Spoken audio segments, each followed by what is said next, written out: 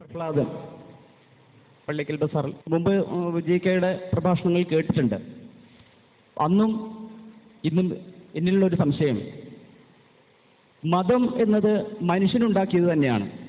ദൈവം ഓരോ അമ്മമാരിലും കുട്ടികളെ സൃഷ്ടിച്ച് പുറത്തേക്ക് അയക്കുന്നു. ഇത് സമൂഹത്തിൽ അവരവരുടെ കാഴ്ചപ്പാടിനനുസരിച്ച് ഒരു മുസ്ലിമിൻ്റെ വീട്ടിലാണ് ആ കുട്ടി പിറക്കുന്നതെങ്കിൽ ആ കുട്ടിക്ക് സുന്നത്ത് കർമ്മം നിർവഹിച്ച് പള്ളിയിൽ കൊണ്ടുപോയി ആരാധന നടത്താനുള്ള ശ്രമങ്ങൾ നടത്തി അവരാണ് മുസ്ലിം ആയിട്ട് സമൂഹത്തിൽ വളർന്നു വരുന്നത്. അതുപോലെ തന്നെ മറ്റൊരമ്മയുടെ ഗർഭത്തിൽ വളർന്ന ഒരു പിഞ്ചു കുഞ്ഞ് ജനിച്ച് അവരവരുടെ ആരാധനാലയത്തിൽ ക്രിസ്ത്യൻ പള്ളികളിൽ കൊണ്ടുപോയിട്ട് മാമോദീസ മുക്കുന്നു. അവനാണ് അവരുടെ പിൻഗാമിയായി ക്രിസ്ത്യാനി ആയിട്ട് വളരുന്നത്. അതുപോലെ തന്നെ ഹിന്ദുവിൻ്റെയും ഒരു കുട്ടി ജനിക്കുന്നു. അത് ഇത്രത്തോളം ഒരു ആത്മീയമായ ഒരു ചടങ്ങുകൾക്കോ ഒന്നും ഇട നൽകാതെ അവർക്ക് വിശ്വാസമുണ്ടെങ്കിൽ ക്ഷേത്രത്തിൽ പോകാം, ആരാധനകൾ നടത്താം, ഈ വിധത്തിലുമാണ്. ഇങ്ങനെ മനുഷ്യൻ തന്നെ മതങ്ങളെ സൃഷ്ടിക്കുന്ന ഈ സ്ഥിതിയിൽ ദൈവം ഇവിടെ മതങ്ങളെ സൃഷ്ടിച്ചിട്ടുണ്ടോ എന്ന ഒരു സംശയമാണ് എനിക്ക് ബലമായിട്ടുള്ളത്.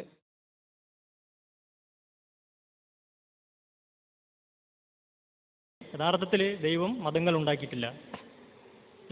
ഖുർആൻ പറയുന്നതനുസരിച്ച് എല്ലാ മനുഷ്യരെയും ഒരാണിൽ നിന്നും ഒരു പെണ്ണിൽ നിന്നുമാണ് സൃഷ്ടിച്ചതെന്ന്. മാത്രമല്ല മതങ്ങളൊക്കെ പിൽക്കാലഘട്ടത്തിൽ രൂപപ്പെട്ടതാണ്. വമാ കാനന്നാസില്ല ഉമ്മത്തൻ വാഹിദത്തൻ ഫത്തലഫു. ഖുർആൻ ഒരു ഭാഗത്ത് പറയുക, ആദിയിൽ മനുഷ്യരൊക്കെ ഒറ്റ സമൂഹമായിരുന്നു, പിന്നീട് അവർ വ്യത്യസ്ത വിശ്വാസങ്ങളും ആചാരങ്ങളും മതങ്ങളൊക്കെ ആയിട്ട് അവർ ഭിന്നിച്ചു പോകണം ചെയ്തതെന്ന്. അടിസ്ഥാനപരമായിട്ട് ഒറ്റ സമൂഹമായിരുന്നു ഇവരൊക്കെ. ബാക്കിയുള്ള കാര്യങ്ങളൊക്കെ പിൽക്കാലഘട്ടത്തിൽ രൂപപ്പെട്ടു വന്നതാണ്. അതുകൊണ്ട് നമുക്ക് യഥാർത്ഥത്തിൽ മനസ്സിലാക്കാൻ കഴിയുക, ഇപ്പോൾ വയലാറിൻ്റെ ഒരു കവിതയുണ്ട്, അല്ല, മനുഷ്യൻ മതങ്ങളെ സൃഷ്ടിച്ചു, മതങ്ങൾ ദൈവങ്ങളെ സൃഷ്ടിച്ചു, മനുഷ്യരും മതങ്ങളും ദൈവങ്ങളും ചേർന്ന് മനസ്സ് പങ്കുവെച്ചു, മണ്ണ് പങ്കുവെച്ചു. ആ പങ്കുവെപ്പും അതിൻ്റെ ദുരന്തവുമാണ് നമ്മളിപ്പോൾ അനുഭവിക്കുന്നത്. അതേസമയത്ത് പ്രവാചകന്മാർ ഉണ്ടാക്കിയ, അവർ മനുഷ്യ സമൂഹത്തെ പഠിപ്പിച്ച ആ യാഥാർത്ഥ്യം ജനം അറിയാതെ പോകുന്നു എന്നതും, ഇത് രണ്ടും കൂടിയാണ് ഇന്നത്തെ മനുഷ്യൻ അഭിമുഖീകരിക്കുന്ന യഥാർത്ഥ പ്രശ്നം. എന്നു മാത്രമല്ല, ഇവിടെ പറഞ്ഞല്ലോ, ഹിന്ദു സമുദായത്തിൽ ജനിക്കുന്ന ഒരാൾ ഹിന്ദുവായിട്ടും, മുസ്ലിം സമുദായത്തിൽ ജനിക്കുന്ന ഒരാൾ മുസ്ലിമായിട്ടും, ക്രിസ്ത്യൻ സമുദായത്തിൽ ജനിക്കുന്ന ഒരാൾ ക്രിസ്ത്യാനിയായിട്ടും വരുന്നു. എന്നാൽ പ്രവാചകന്മാരുടെ കാലഘട്ടത്തിൽ ഇങ്ങനെ ഒരവസ്ഥയില്ല. അങ്ങനെ തന്നെ അത് നമ്മൾ മനസ്സിലാക്കേണ്ടത്. ഏതുപോലെ എന്ന് ചോദിച്ചു കഴിഞ്ഞാൽ, കമ്മ്യൂണിസ്റ്റുകാരൻ്റെ മകൻ കമ്മ്യൂണിസ്റ്റുകാരൻ ആവണമെന്നില്ല.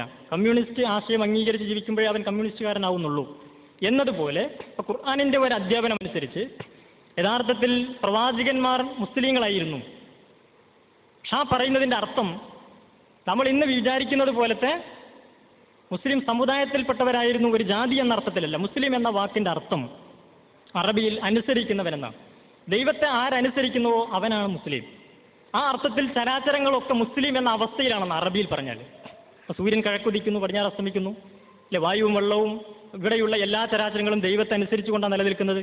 അതിനെ ഖുർആന്റെ സാങ്കേതിക ഭാഷയിൽ പറഞ്ഞാൽ മുസ്ലിം എന്ന അവസ്ഥയിലാണ്, എന്ന് വെച്ചാൽ ദൈവത്തെ അനുസരിക്കുന്നൊരവസ്ഥയിലത്. അപ്പോൾ നമ്മുടെ ഹൃദയം നമ്മളറിയാതെ ദൈവത്തിൻ്റെ കൽപ്പനയാണ് അനുസരിക്കുന്നത്, ഹൃദയം മുസ്ലിമാണ്. വൃക്കുകൾ നമ്മളറിയാതെ ദൈവത്തെ അനുസരിക്കുന്നു, അതുകൊണ്ട് അത് മുസ്ലിമാണ്. ഈ അർത്ഥത്തിൽ ആണ് മുസ്ലിം എന്ന പ്രയോഗം ഉള്ളത്. മനുഷ്യനെ യഥാർത്ഥത്തിൽ അനുസരിക്കാനും ധിക്കരിക്കാനും കഴിയും. പ്രവാചകന്മാർ മനുഷ്യ സമൂഹത്തോട് വന്ന് പിന്നെ എന്താ പറഞ്ഞത്, നിങ്ങൾ ദൈവത്തെ വിശ്വസിച്ച് അവൻ്റെ കൽപ്പനകൾ അനുസരിക്കണം. അങ്ങനെ അനുസരിച്ചവരാരോ അവരെ മുസ്ലിങ്ങളായിട്ടുള്ളൂ. അതുകൊണ്ടാണ് നൂഹ് നബി മുസ്ലിമായിരുന്നു, പക്ഷെ മകനും ഭാര്യയും മുസ്ലിമായിരുന്നില്ല. നൂഹ് നബി മുസ്ലിമായിരുന്നു, മകനും ഭാര്യയും മുസ്ലിങ്ങളായിരുന്നില്ല. അല്ലെ, ലൂത്ത് നബി മുസ്ലിമായിരുന്നു, പക്ഷെ അദ്ദേഹത്തിൻ്റെ ഭാര്യ മുസ്ലിമായിരുന്നില്ല. ഇബ്രാഹിം നബി മുസ്ലിമായിരുന്നു, പക്ഷെ അദ്ദേഹത്തിൻ്റെ പിതാവ് മുസ്ലിമായിരുന്നില്ല. മുഹമ്മദ് നബി മുസ്ലിമായിരുന്നു, പക്ഷെ അദ്ദേഹത്തിൻ്റെ പിതാവിൻ്റെ സഹോദരന്മാരാകുന്ന അബൂജഹൽ, അബുൽ ഹബൊന്നും മുസ്ലിങ്ങളായിരുന്നില്ല. പക്ഷെ ഇന്ന് നമുക്കിത് പറഞ്ഞാൽ മുസ്ലിം സമുദായത്തിന് പോലും തിരിയില്ല. കാരണം സമുദായത്തിൽ പിറന്നവരൊക്കെ മുസ്ലിമാണെന്ന ധാരണയിലാണ് നമ്മളിതിനെ കാണുന്നത്. ഈ അർത്ഥത്തിൽ പറയുമ്പോൾ അല്ലേ, ഇപ്പോൾ യേശുക്രിസ്തു, ഈസാ നബി ഖുർആൻ പറയുന്നതനുസരിച്ച് മുസ്ലിമായിരുന്നു എന്ന് പറയുമ്പോൾ എങ്ങനെ നമ്മൾ ധരിക്കുന്നത്?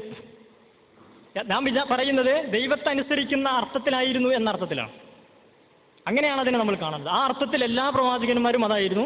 അതെന്തിൻ്റെ അടിസ്ഥാനത്തിൽ? ഒരാശയം അംഗീകരിച്ച് അതിനനുസരിച്ച് ജീവിക്കുമ്പോൾ അങ്ങനെയാണ് അത് രൂപപ്പെട്ടത്. എന്നാൽ ഇവർ മുസ്ലിം എന്നുള്ളപ്പോൾ ഖുർആൻ പറയുന്നത് ഈസാ നബി മുസ്ലിം ആയിരുന്നു. പക്ഷേ ഈസാ നബി മുസ്ലിം എന്നുള്ള വാക്ക് പോലും കേട്ടിട്ടില്ല. നൂഹ് നബി മുസ്ലിം ആയിരുന്നു, പക്ഷേ നൂഹ് നബി മുസ്ലിം എന്നുള്ള വാക്ക് പോലും കേട്ടിട്ടില്ല.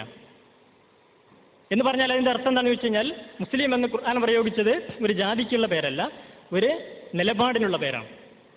ആ അർത്ഥത്തിൽ കാര്യങ്ങൾ മനസ്സിലാക്കുമ്പോൾ സമുദായങ്ങളെ നോക്കിക്കൊണ്ട് അല്ല നമ്മൾ ആദർശത്തെ പഠിക്കേണ്ടത്, ആ അർത്ഥത്തിൽ വേണം ഇതിനെ സമീപിക്കാൻ എന്നുകൂടി ഇതിനോട് ചേർത്ത് സൂചിപ്പിക്കാം. അമ്മണി തോമസ് 2 സംശയങ്ങൾ ചോദിക്കുകയാണ്.